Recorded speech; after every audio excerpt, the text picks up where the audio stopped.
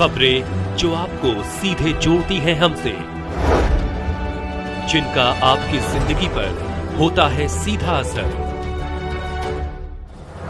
खबरों की वही तस्वीर,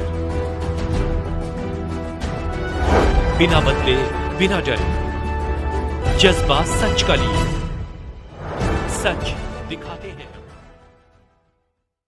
जोधपुर के ग्रामीण टीम को बड़ी सफलता हासिल हुई है। जोधपुर ग्रामीण पुलिस ने हत्या के मामले में फरार चल रहे 50,000 इनामी आरोपी को नेपाल बॉर्डर से गिरफ्तार किया। जोधपुर रेंज आईजी विकास कुमार ने बताया कि यह रांची के हियाली इलाके में किसी दूसरे साथी के आलीशान मकान में रह रहा था और यहां पर भी अपना नाम चेंज करके रहता रहा और लगातार राजस्थान में मादक पदार्थों की तस्करी करता रहा। 6 साल की फरारी के दौरान भी इस पर एनडीपीएस के कई मुकदमे दर्ज होते रहे। जब भी राजस्थान में एनडीपीएस के मामले में ट्रक पकड़े गए तो इस जगाराम का नाम सबसे पहले आता था और यह कानून के रडार से हमेशा दूर रहा।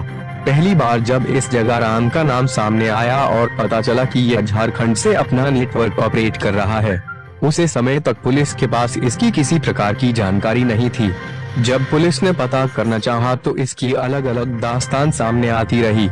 साथ ही यह टेक्निकल गैजेट का भी उसे नहीं करता था और अगर कोई टेक्निकल गैजेट इस्तेमाल करता तो उसे आधे घंटे में ही नष्ट कर देता था और फिर नए नंबर इस्तेमाल करता वेश बनाकर छुपता घूम रहा था। और वही झारखंड से अपना बड़ा एनडीपीएस का नेटवर्क भी चल रहा था। पुलिस को मिली सूचना के बाद साइक्लोन टीम बनाकर पुलिस ने इस एनडीपीएस के सरगना को पकड़ने की प्लान बनाया और उसके पीछे टीम लग दी। अंत में नेपाल बॉर्डर से पुलिस ने इसे गिरफ्तार किया।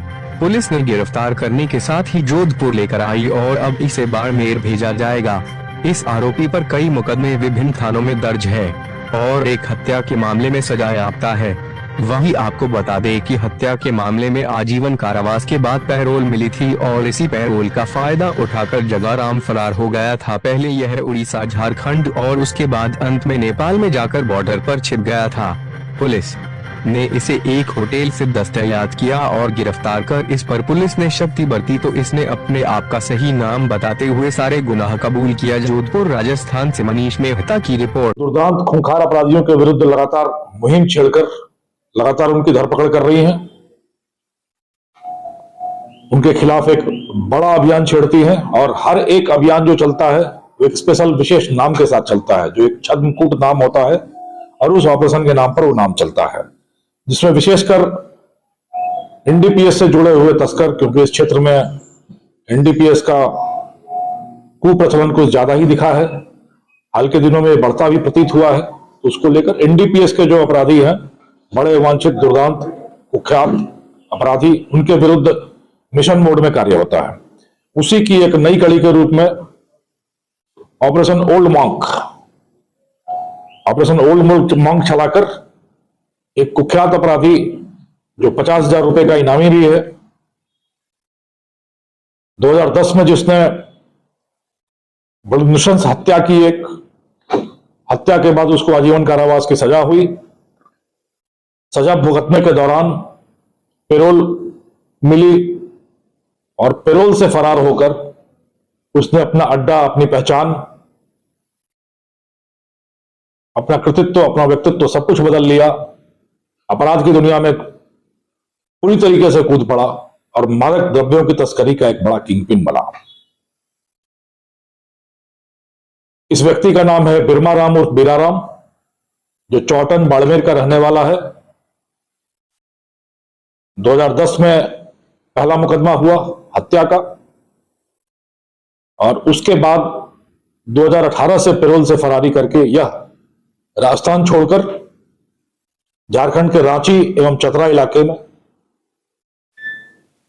ऐशो आराम की जिंदगी जी रहा था और वहां से मादक द्रव्यों की तस्करी का एक बहुत बड़ा नेटवर्क चला रहा था, जिसमें वहां से मादक द्रव्यों की आपूर्ति राजस्थान, खासकर राजस्थान के सीमावर्ती इलाकों में की जा रही थी। आप सबों को याद होगा कि अभी करीब 1 महीने पहले हम लोगों ने ऐसे ही एक और किंगपिन मांगीलाल नोखड़, जिसके खिलाफ ऑपरेशन मनोरमा चलाया गया था, को गिरफ्तार किया था। उसकी भी मोडस ऑपरेंडी, काम करने का तरीका करीब करीब ऐसा ही था। इस व्यक्ति ने अपनी पहचान फर्जी दस्तावेजों के आधार पर बदल ली और जगाराम बनकर, बाड़मेर का निवासी जगाराम बनकर आराम से रह रहा था। रांची के हेयल इलाके में, रांची जो झारखंड की राजधानी है, वहां के हेयल इलाके में एक दूसरे किंग पिन के आलिशान घर में गुप्त रूप से रह रहा था। जगाराम नाम, अपना नाम चेंज करके जगाराम के नाम से रह रहा था और लगातार राजस्थान में मादक द्रव्यों की तस्करी कर रहा था। 6 साल की फरारी के दौरान भी इस पर एनडीपीएस के कई सारे प्रकरण दर्ज हुए हैं इस इलाके में। जब भी माल पकड़ा गया, ट्रक पकड़े गए, तो इसका नाम आता रहा। परंतु यह एक छलावे की तरह पुलिस के रडार से, कानून के रडार से हमेशा ही गुम रहा।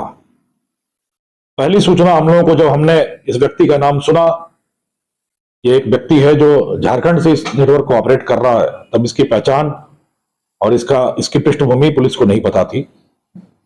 जब हमने पता करना शुरू किया तो इसके शातिरपने की अलग अलग कहानियां सामने आने लगी। न सिर्फ नाम बदला, बल्कि टेक्निकल गैजेट का भी यूज नहीं होता था, और टेक्निकल गैजेट का यूज होता था तो दिन में आधे घंटे इस्तेमाल होगा, हर बार नए नंबर से इस्तेमाल होगा, नई जगह पर जाकर नई सिम ली जाएगी, नए कॉन्टैक्ट्स बनाए जाएंगे, और बड़े अत्याधुनिक एप्स जो कि कानून की परिधि से बाहर हैं, उनका इस्तेमाल करके इस्तेमाल होता था। हमारी पहली सूचना मुद्रा विनिमय के माध्यम से, मनी ट्रांजैक्शन के माध्यम से इसके बारे में पहली पुख्ता सूचना हम लोगों को मिली।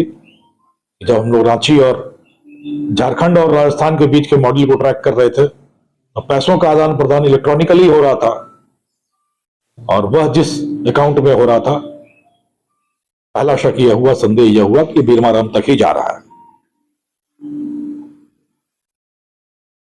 ठिकाने का आइडिया लेते लेते हम लोग रांची के हेयर इलाके में पहुंचे। एक बहुत पुरानी छोटी सी तस्वीर हमारे पास थी। उस तस्वीर के आधार पर हमने वहां दुकानदार से और लोगों से पूछताछ की, तो एक घर का पता चला कि इस घर में इस हुलिये का व्यक्ति रहता तो जरूर है, पर इस नाम का नहीं है, राजस्थान का जरूर है। वहां जाकर फिर आसपास वालों से पहचान की गई, पता किया गया, तो पता यह चला कि व्यक्ति कुछ दिन पहले लंबी यात्रा पे खूब सारे सामान के साथ निकल गया है। फिर से हमने इलेक्ट्रॉनिक ट्रांजैक्शंस की जांचें की, तो पता चला अब ये वहां से बिहार की तरफ शिफ्ट हो गया है। पीछा करती हुई टीम पटना पहुंची। पटना में कोई सुराग नहीं मिला। वहां एक नंबर लिया, बदल लिया गया। फिर ये मुजफ्फरपुर पहुंचा, बिहार के मुजफ्फरपुर में पहुंचा। वहां एक मोबाइल लिया गया, वहां उसको इस्तेमाल किया गया। एक होटल में कमरा लिया इसने, वहां पर वहां उस मोबाइल का इस्तेमाल करके उसको तोड़ दिया गया, वो नंबर बताया गया और एक नया मोबाइल लिया गया। छोटी सी सूचना के आधार पर हमने मुजफ्फरपुर के कई सारे होटल खंगाले। एक होटल में इस जगाराम नाम के व्यक्ति की एंट्री मिल गई, एक नंबर मिल गया, जो नंबर हम लोगों की जानकारी में था, नाम तो जानकारी में नहीं था। फिर हमने सीसीटीवी के फुटेज निकाले वहां पर, तो सीसीटीवी में यह व्यक्ति दिख गया। एक दिन पहले ही वहां पे, 2 दिन पहले वहां पर ठहरा था, पर वो नंबर खत्म हो चुका था।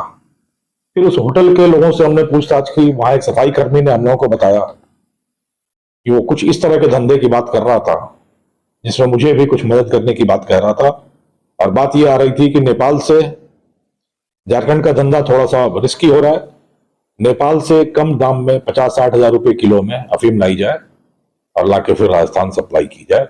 इसके चक्कर में वो नेपाल निकला है, और मुझे अपना एक और गुप्त कोई डेटा देके गया है। उस गुप्त डेटा के आधार पर हम लोग मोतिहारी पहुंचे। मोतिहारी पहुंचने पर पता चला कि यह व्यक्ति नेपाल की सीमा में घुस गया है और अपने धंधे पर लगने के लिए गया हुआ है। मॉनिटर करते हुए फिर उसकी लोकेशन नेपाल की सीमा में भी हमने खोजा। नेपाल बॉर्डर पे हम लोग काफी समय तक रहे। यह व्यक्ति रक्सौल में आकर सारे टेक्निकल गैजेट्स को बंद करके एक होटल में रुका हुआ था, पर चूंकि हमारे पास इसका हुलिया, फोटो और नाम, छद्म नाम जो इसने जगाराम रखा हुआ था, नकली नाम, वो आ चुका था। उस नाम के आधार पर हमने वहां के होटल सारे खंगालने शुरू किए। एक होटल में जगाराम ठहरा हुआ मिल गया। फिर हमारी टीम वहां पर उसी होटल में ग्राहक बनकर ठहरने के नाम पे गई। रजिस्टर देखा, रजिस्टर देखकर ये कहा कि ये तो हमारे राजस्थान का है, हम भी राजस्थान के, हम इससे मिलना चाहते हैं। उसके कमरे में गए, डॉर्मेटरी में ठहरा हुआ था। वहां जाकर उससे पूछताछ की गई तो पहले वो मुकरा, उसने अपना नाम जगाराम बताया, कागज भी दिखाया, आई कार्ड भी दिखाया, आधार कार्ड दिखाया, परंतु हम लोगों को सब कुछ मालूम था कि ये कौन है। फिर थोड़ी सी सख्ती दिखाते ही उसने अपना असली आधार कार्ड भी दे दिया, अपना नाम भी बता दिया, पुष्टि भी हो गई। फिर वहां रक्सौल में इसको वहां की पुलिस के साथ गिरफ्तारी की गई। मोतिहारी से ट्रांजिट रिमांड लेकर आज सुबह हमारी टीम पहुंची है, जो कि बाड़मेर पुलिस को, इसको धनाव की पुलिस को इसको हवाले करेंगे। इसमें सफलता सिर्फ यह नहीं है कि पुलिस की टीम ने सफलता हासिल की, पर एक बहुत बड़ा सवाल है कि जो आदमी झारखंड में रहकर पिछले 6 सालों से एक बहुत बड़ा नेटवर्क, एक बहुत बड़ा गिरोह चला रहा था और राजस्थान में मादक द्रव्यों की निर्बाध आपूर्ति कर रहा था, उसकी गिरफ्तारी से एक बहुत बड़े नेटवर्क को नेस्तनाबूद करने में सफलता मिली है। और इसकी पूछताछ से जो मोडस ऑपरेंडी आ रही है, कार्य करने का तरीका आ रहा है, उससे आगे मादक द्रव्यों की तस्करी की रोकथाम में और ऐसे तत्वों के खिलाफ कार्रवाई में बहुत ज्यादा सहायता मिलेगी। पेरोल से फरार व्यक्ति जो 6 साल से पेरोल से फरार है, उस तक पहुंचने के लिए कितनी मेहनत करनी पड़ी पुलिस को। करीब 3 महीने से ऑपरेशन ओल्ड मंक चल रहा है। झारखंड, बिहार, नेपाल, राजस्थान, करीब 7-8 हजार किलोमीटर की दूरी तय करती रही स्पेशल टीम, पुलिस की साइक्लोन टीम, और तब जाकर करीब 3 महीने के अथक प्रयास के बाद सफलता हासिल हो सकी। मेरी लोगों से अपील है, इस तरह के जो भी तत्व, जिनके बारे में जो भी सूचना हो आपके पास, कृपया पुलिस तक पहुंचाने का श्रम करें, कृपा करें, ताकि हम आपकी एक छोटी सी सफलता, एक छोटे से सूत्र से आगे तक बढ़ सकें, बड़े नेटवर्क को, बड़े अपराधियों को ध्वस्त कर सकें, नेस्तनाबूद कर सकें, समाज में सुरक्षा रहे, कानून का शासन हो और हर व्यक्ति स्वतंत्र मर्यादित जीवन जी सकने के लिए स्वतंत्र हो। इस दिशा में साइक्लोन टीम लगातार काम कर रही है और ऐसे तत्वों का सफाया करके समाज में कानून का राज, शांति और सुव्यवस्था कायम करने के लिए अहर्निश प्रयास करें। धन्यवाद। कोई सवाल हो तो पूछ सकते हो।